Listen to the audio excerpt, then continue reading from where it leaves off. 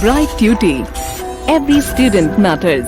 Hello dear students, welcome to another lecture. In this class, we are going to begin with the Unit 1 of Nagaland Board Class 12, Education Psychology. So we over here obviously are learning about education and the relevance of psychology in education. Now, this unit is going to focus on understanding the concept of education. What is education and why is education so important for us? Then we shall learn about psychology. We'll understand what is psychology, what are the various characteristics of psychology, what are the different branches of psychology, and how and why do we need psychology with the education? How does psychology enable a betterment of the education scenario? We learn the difference, between psychology and education, and we'll also learn the relationship that exists between the different professions that we have.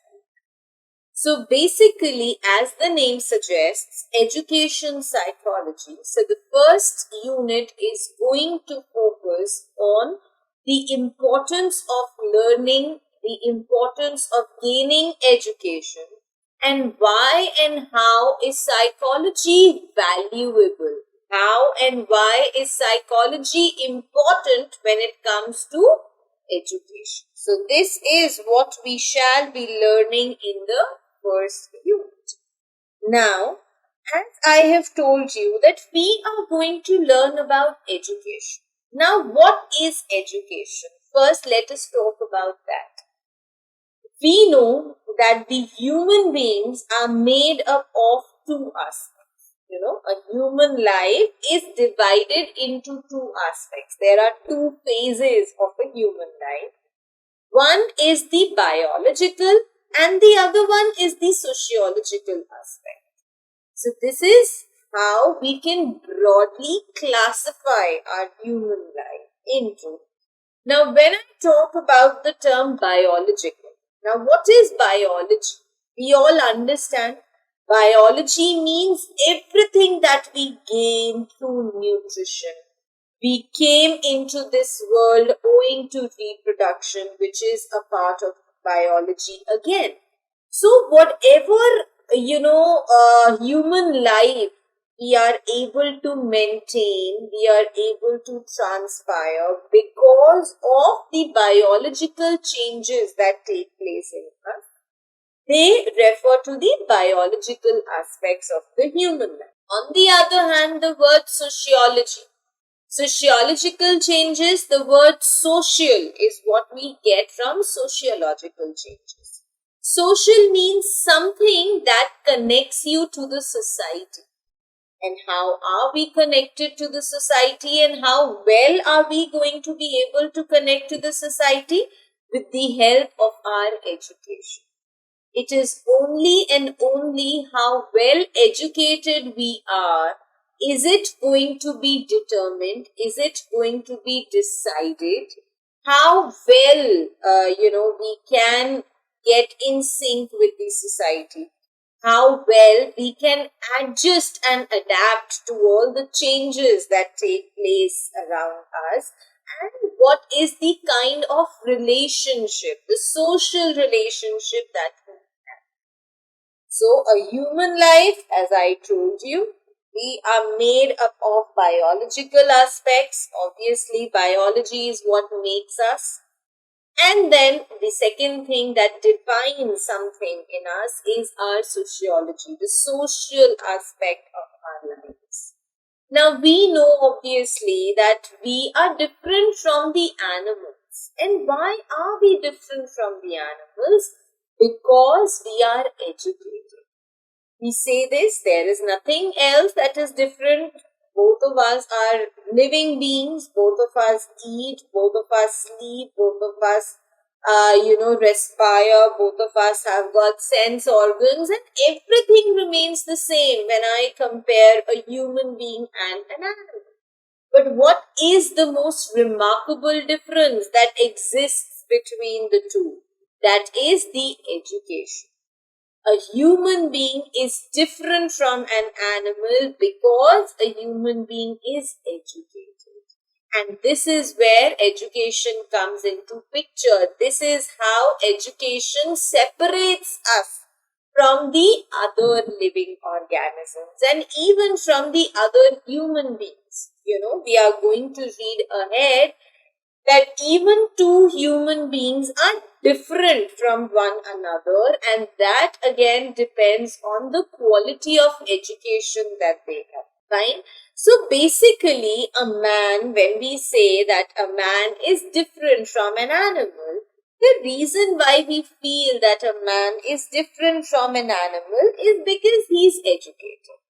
And because a man is educated, he's obviously intelligent, he is more active, he's more energetic, and has got original thoughts and ideas with himself or herself. And that is the reason why we are able to achieve big in life.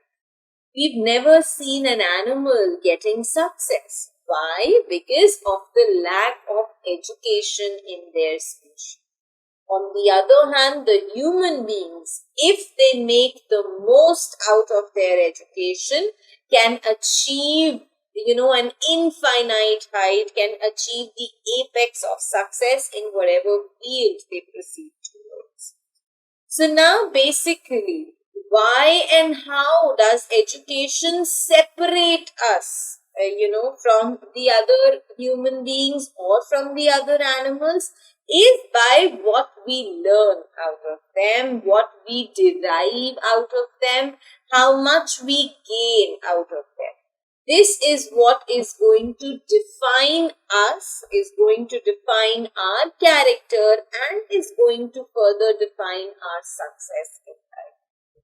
Now, obviously, because of all the things that we've talked about, now education is something which defines the complex nature of human personality. We all know that every human being has a different personality. And as I told you already, a human being is going to be differentiated from the animals and even from the other human beings on how well they are educated and how much they have gained out of the education provided to them. We also understand that the environment in which we live is very complex in nature. And how to derive the best of whatever opportunity falls your way is again something which is smart and something which is appreciable. Every person has got different philosophies of life. That also is because of the kind of education that they have derived. Their practices, their theories, their principles, their ethics, everything that they follow, that they do not follow, everything is different. Why? Because everybody interprets education in their own way.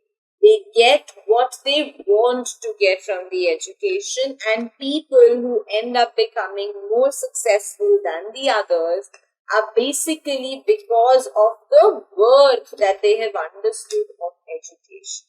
And that is why, dear students, we again and again emphasize on the fact that getting educated is important.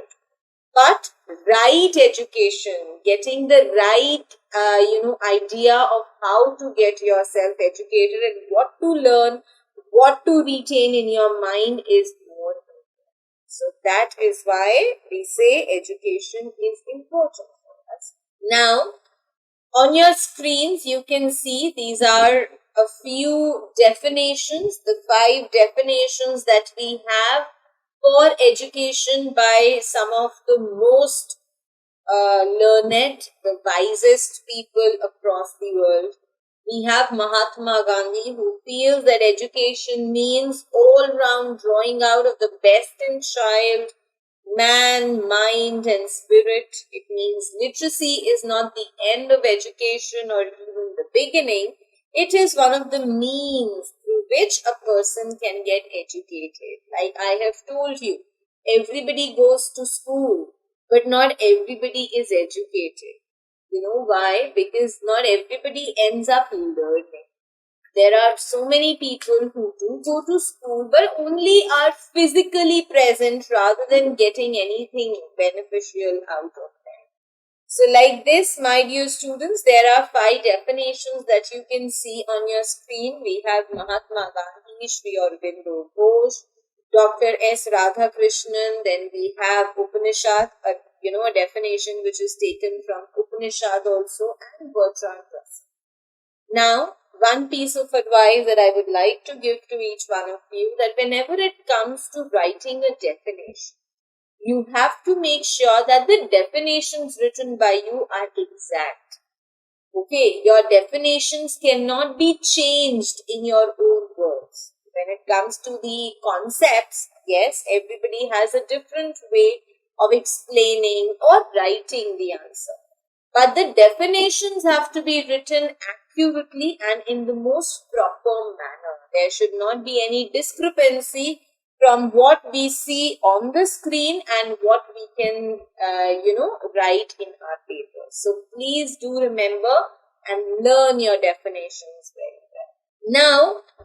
Now, again, as I told you, those were the 5 definitions which were delivered, which were written by Mahatma Gandhi, Aurobindo Ghosh, Bertrand Russell. Other than that, our psychologists have also laid down some operational definitions. Now, what do I mean by functional and operational? If I say, let's say for example, I have a ceiling fan in my room, but that ceiling fan is not functional in nature. What is the difference between that? Something which is there on my ceiling can be seen. Okay, I know there is a ceiling fan for the sake of it. But what is the use of a ceiling fan which is not functional in nature? Nothing. It is going to be useless. Similarly, education, unless and until it is functional, unless and until we know how to get the maximum out of education, unless and until we learn how to derive the maximum benefit from education, it is going to be of no use to us. Just going to school, sitting with the books open on our screens in front of us on our desk is not going to help us any better. It is only when we are going to, practice all that we have learned and we understand, we comprehend the things well, we will not be able to get the maximum out of it. And that is why it is said that education is a lifelong process, It is not that I can learn only from the age of 12 to 20, let's say, or 15 to 35. No. From the mother's womb to the graveyard, that means that since the time you are conceived, you are inside your mother, you start learning. By the way of your mother, you start learning things.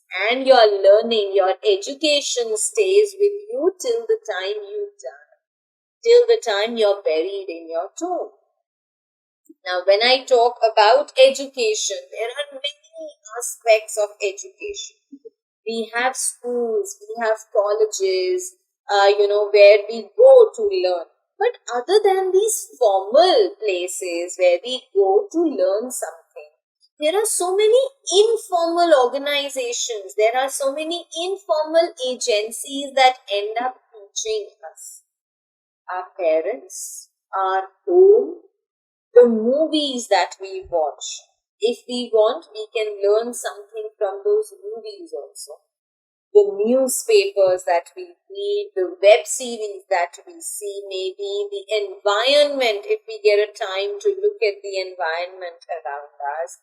Even the social networking sites, if they are utilized in the most appropriate manner, can end up telling us can end up educating and teaching us, right?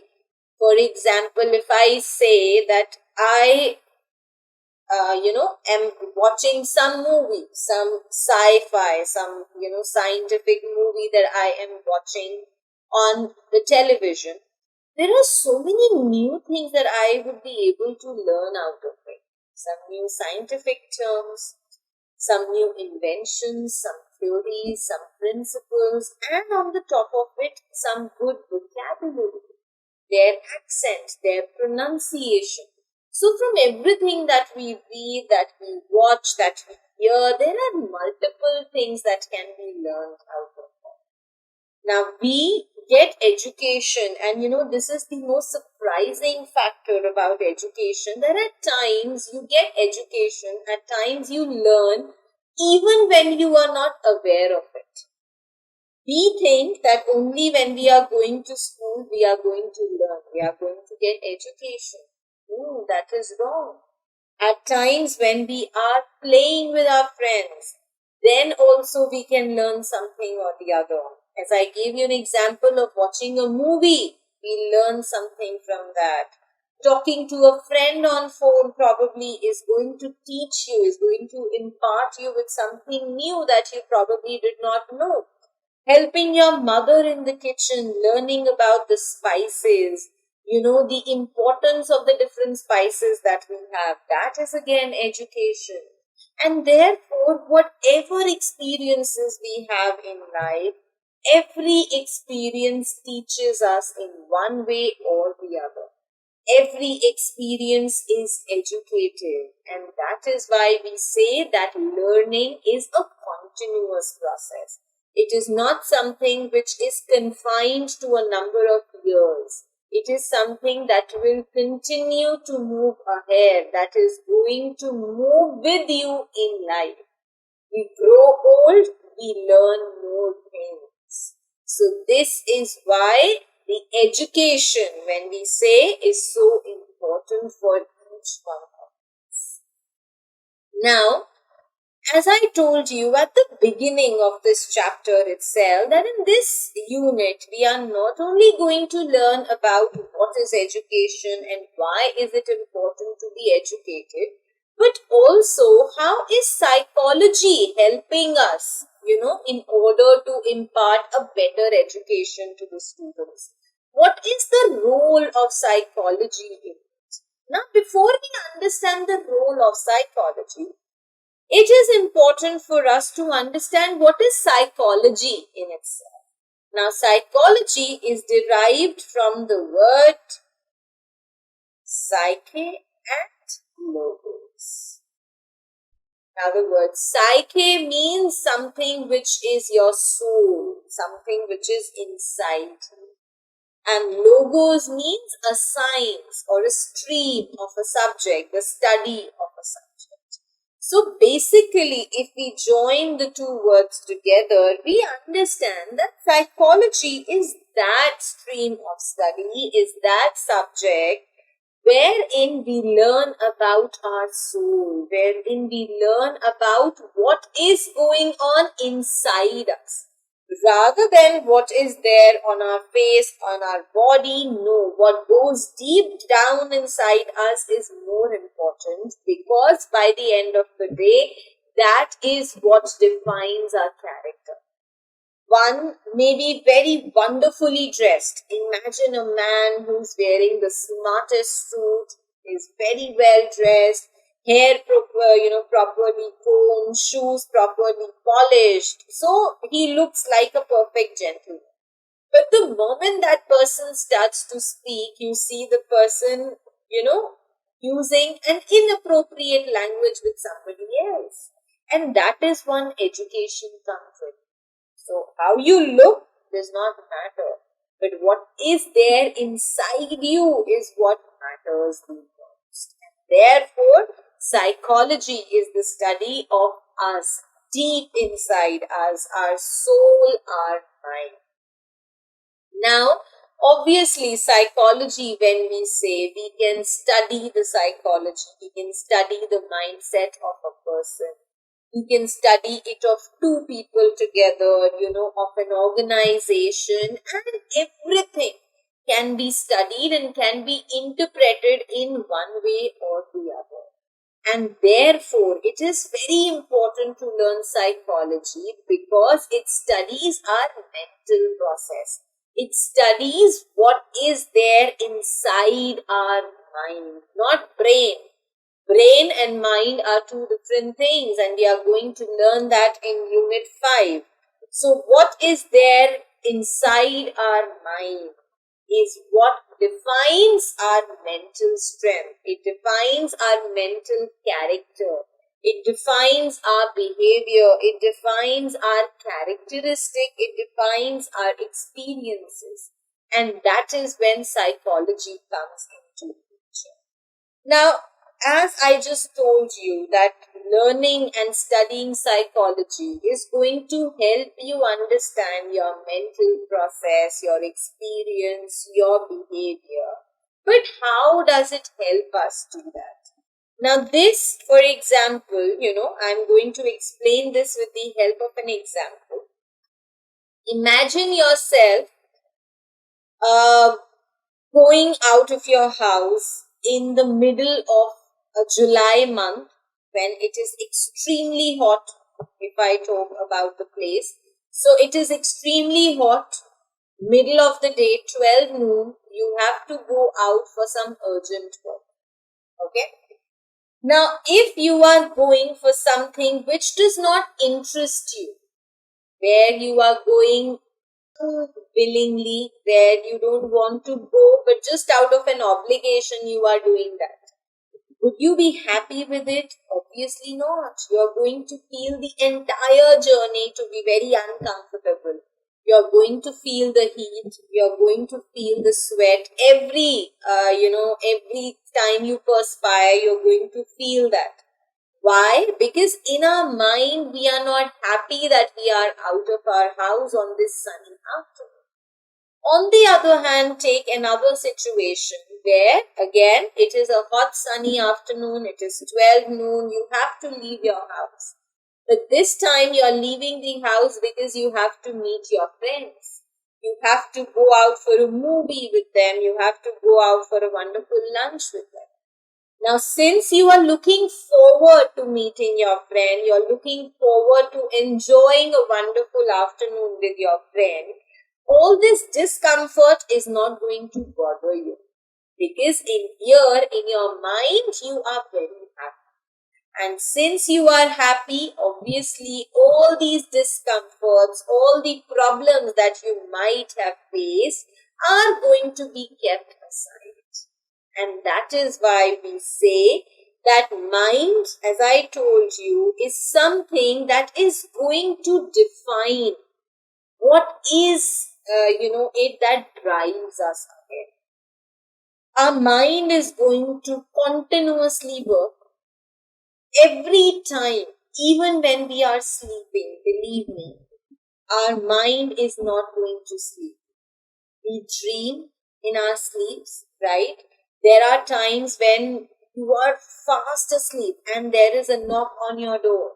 How are you able to hear that? Because your mind is awake, and that is how you get to know about that knocking sound. So mind is something that is always awake and is going to remind you of all the things that take place, during your day, even when you are asleep. As I said, experiences of the people count a lot. Or what have you been through in your lives? What all experiences you have had are going to directly impact your ideologies. A person who's always found himself or herself being in a trouble is always going to foresee trouble in their life. For them, even walking on a straight road or walking in a garden, a grassy garden, is going to be full of these apprehensions, full of these fears and inhibitions that there might be some problem that they will face. Why? Because their experiences have taught them like this. On the other hand, take for an example a person who, although has been through a lot of problems in lives, but has always made sure to overcome those problems with a lot of positivity and optimism. Now, what will this man do in case of a problem, if faced with a problem or an issue? This person is going to have the same ideology in mind and is going to take it positively and is going to find a way out of it, is going to look for a solution to it with positivity rather than, regretting about it or complaining about it. So this is where the experience of a person matters. And as I gave you the example of you going out in a sunny afternoon with your friends versus you going out for some work which does not please you, this defines our behavior. Behavior means obviously the reactions or how do we respond to our activities. I behaved differently in both the situations. When going out for some work that was of no interest to me, I was very sad, felt very lethargic, was finding errors and finding flaws in almost everything I came across. On the other hand, the same me, when going out to have fun, is going to look for a positive side of it, and no matter how harsh the weather be, believe me, if you want to do something, you will do it irrespective of anything. And how does this come into picture? What decides it? It is our behavior that decides it. So this is how our mental process, that means our mind, which is always awake, tells us what is to be done, when it is to be done. Our experiences lay a very strong foundation of our future, or rather whatever we want to do in life. And then obviously our behavior is going to decide what we are going through. Whether it is giving us positivity or it is making us sad and depressed is all going to depend on our. So this is how, my dear students, as I told you, the importance of our mind, behavior as well as experience matters. Now on your screen again, you can see some of the most acceptable definitions of psychology. As I told you, definitions we are always going to learn properly, because you can expect questions in your paper wherein you might be asked to define psychology according to Crow and Crow, who was a psychologist, or C.V. Good or Bertrand Russell. So such questions can be asked from you in your paper, and that is why it is very important for you to learn all the definitions by heart. I'm repeating again and again. Now, as I told you, that behavior is something that is going to decide for us whether what we do is enjoyed or is not enjoyed.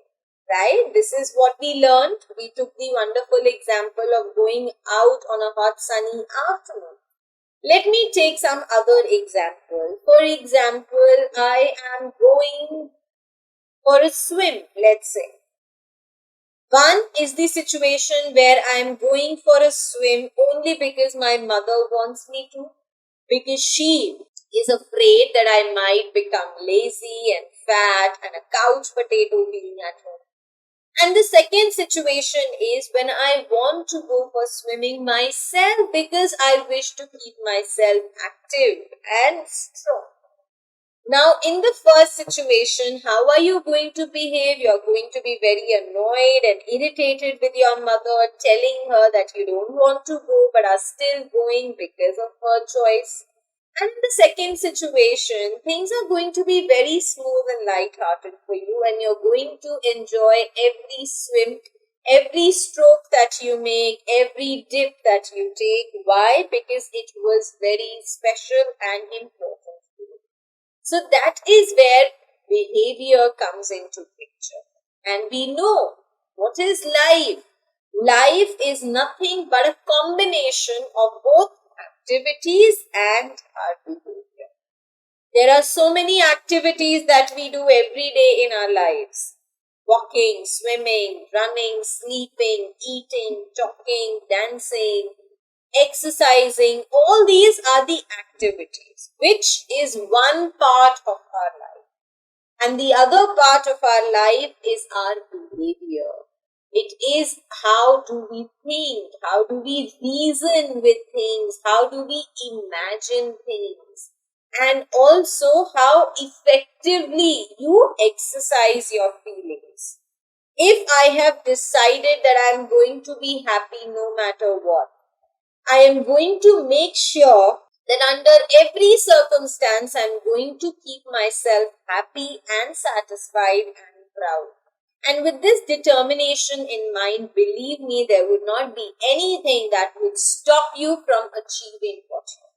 Now, obviously, behavior again is not only something that we act or we depict when we are conscious, but also when we are subconscious and unconscious as well.